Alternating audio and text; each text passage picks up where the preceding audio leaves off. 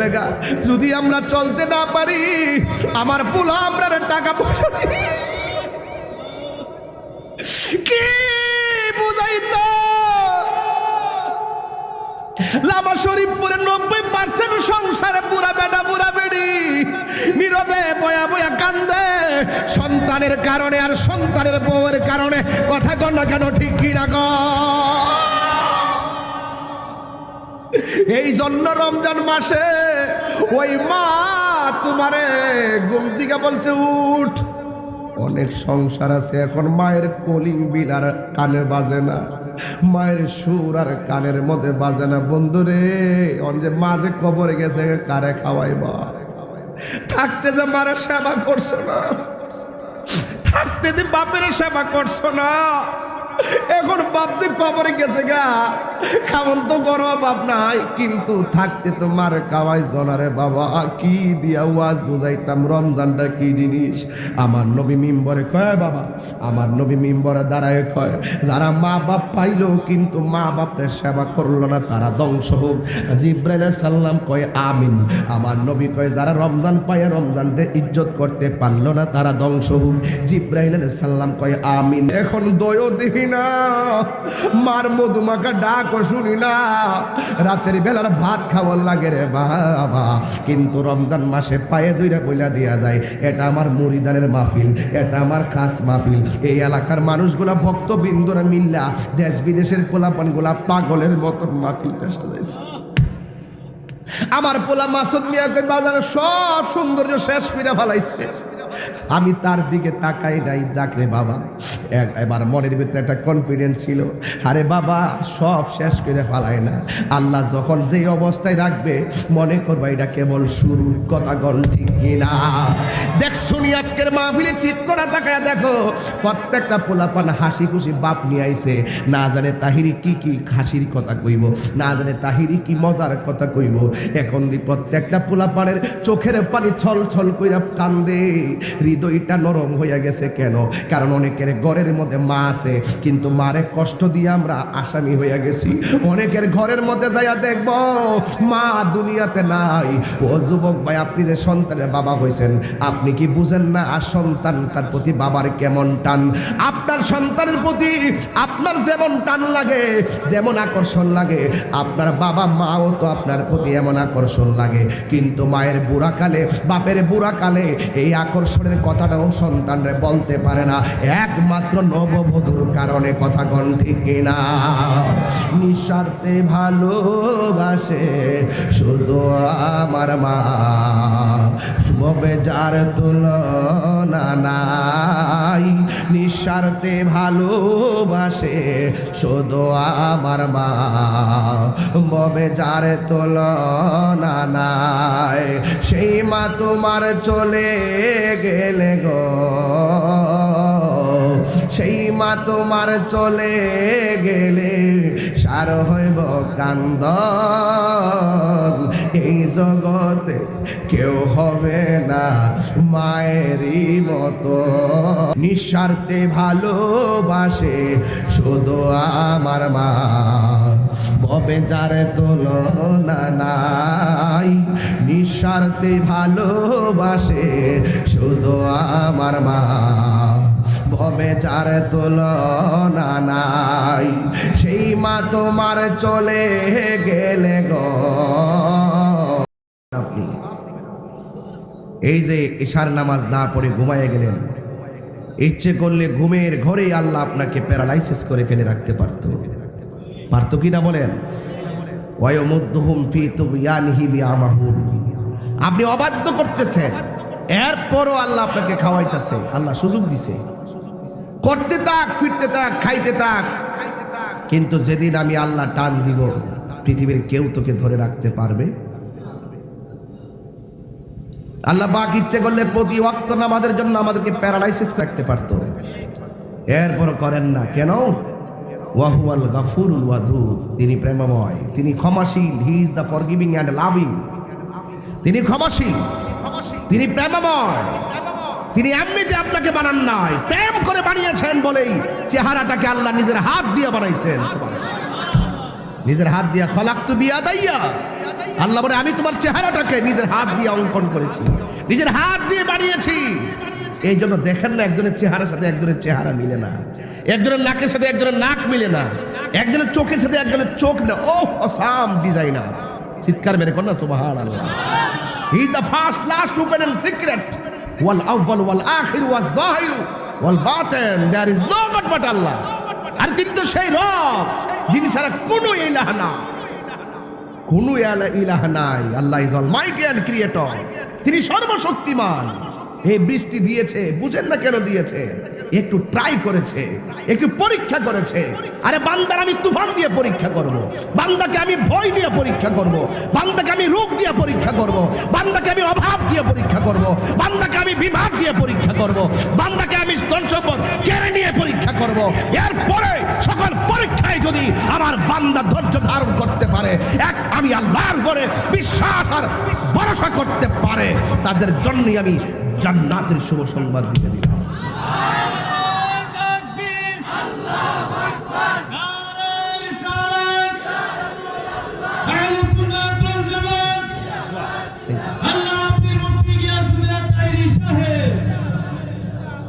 সকলে বলে আলহামদুলিল্লাহ। আপনারা কি আমার কথা বুঝতে অসুবিধা হচ্ছে? তাহলে সব পরীক্ষা আমরা পাশ করতে চাই কি চাই না? আল্লাহকে পাইতে গিয়ে আমরা সব পরীক্ষা দিব, কিন্তু টাকা খেয়ে ঈমান বিক্রি করব? ঈমান বিক্রি করব? আমার সমাজের অনেকেই ডলার খেয়ে কালার পাল্টায় ফেলে।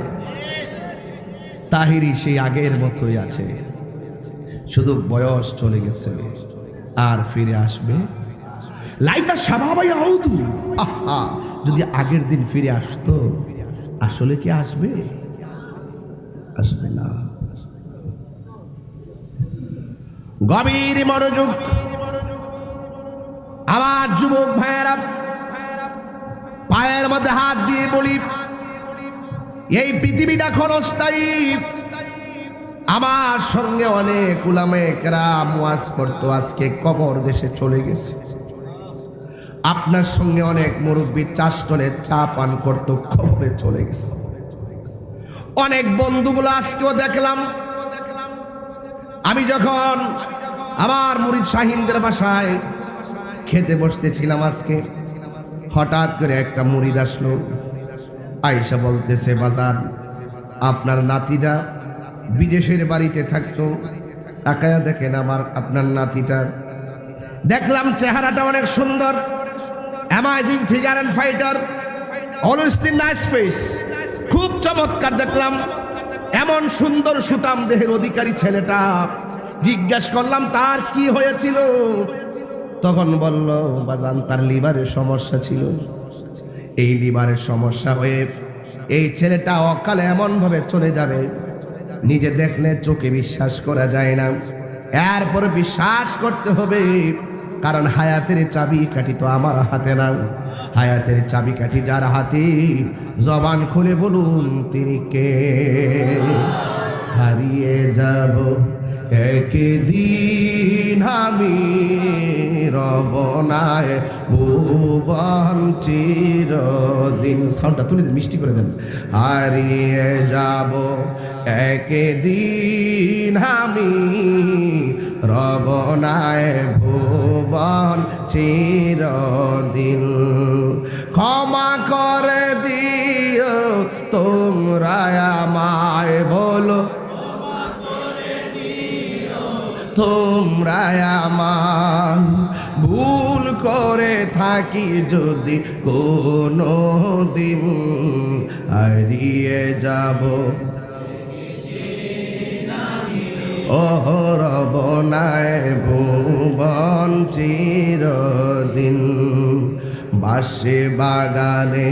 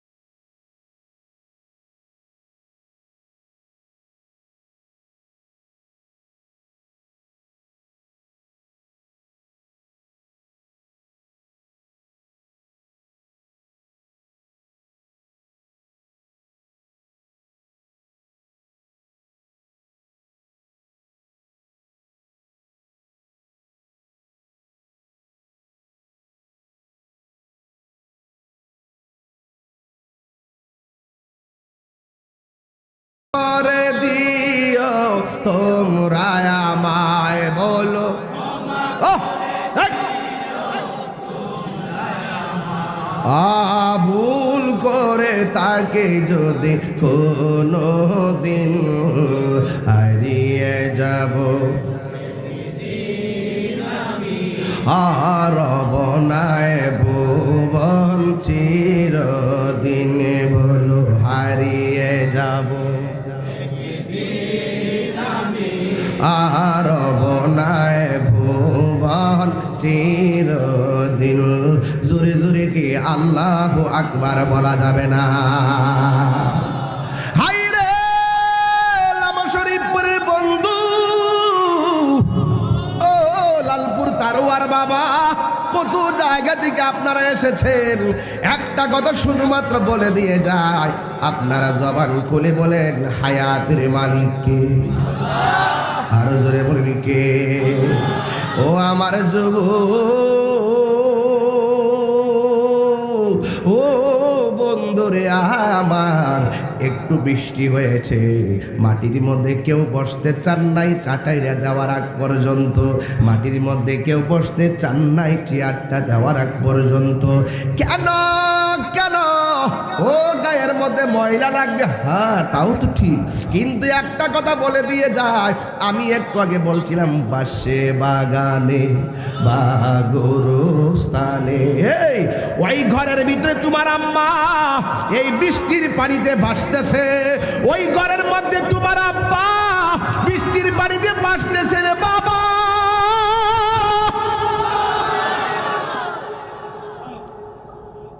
এই দুনিয়ার কোন মানুষ সেই বৃষ্টির কবরের নিচে বিছানা বিছাইয়া দেওয়ার সুযোগ নাই, তিরপাল বিছাইয়া দেওয়ার সুযোগ নাই।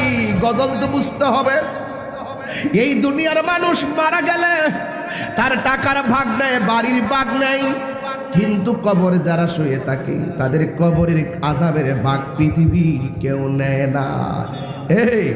এই দুনিয়ার মানুষ বড় স্বার্থপর। যদি আপনি জিজ্ঞাসা করেন বাজান, রমজানের শেষ 10 দিন রোজা রাখলে 2টা হজ আর 2টা উমরার সওয়াব হবে, এরপর তার মাথায় ঢুকে না, কয় হুজুর আমার গরু আছে, হুজুর আমার সকালবেলা দুধ বেচন লাগে, বাজার করণ লাগে।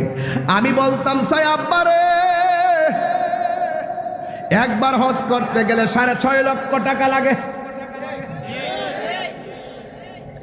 উমরা করতে গেলে 1.5 লক্ষ টাকা লাগে।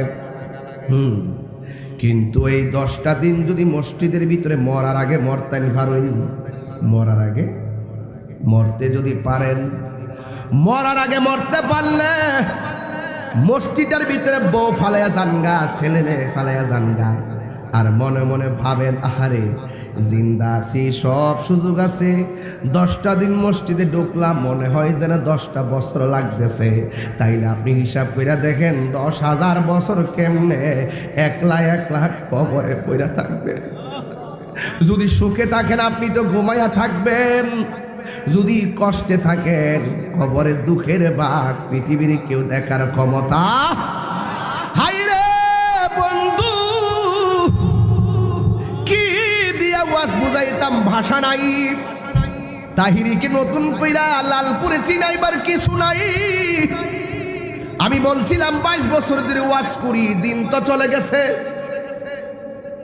বয়স যদি 40-42 হয়ে যায়, 50 বছরের বাড়ি মারলেই তো মানুষ শেষ, 60 বছরের বাড়ি মারলেই তো হাতের মধ্যে লাঠি আসবে। যদি আল্লাহ কপালে 60 বছর লিখা রাখে, লাঠি বর কইরা উডন লাগবে স্টেজে। কিন্তু জীবনটা যে চলে যাইতেছে, একটা খেয়াল কইরা সমীকরণ মিলান, 1 থেকে 12 বছর পর্যন্ত শুধুমাত্র খাইলেন ঘুমাইলেন, 12 বছর থেকে 20 বছর পর্যন্ত লেখাপড়ায় মত্ত, কিন্তু আপনার আল্লাহর বন্দেগীর কোনো খবর নাই। 20 থেকে 30 বছর চাকরির জন্য পাগল,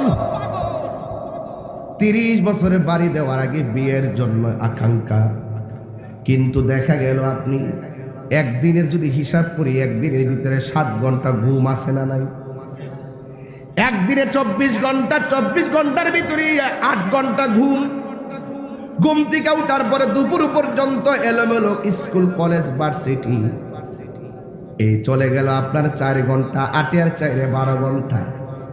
স্কুল থেকে আসার পরে সন্ধ্যা পর্যন্ত 4 ঘন্টা খেলা, 12 আর 4 ঘন্টায় 16 ঘন্টা।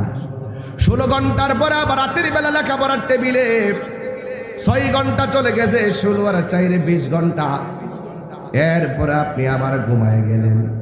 কিন্তু আপনি হিসাব মিলায় দেখেন, এই 24টা ঘন্টা দিনের ভিতরে 20টা ঘন্টা শুধুমাত্র 18 ঘন্টায় এলোমেলো চলে যায়। এলোমেলো চলে গেলে আপনি যদি হায়াত পান 50 বছর, গড়ে যায়া 10টা বছর কেন, গড়ে যায়া 5টা বছর আমার আল্লাহর ইবাদত করা হয় না, শুধু ঘুম আর খাবার আর দুনিয়াদারিতে শেষ হয়ে গেছে। কি জবাব দিব আল্লাহর দরবারে? কথা কন ঠিক।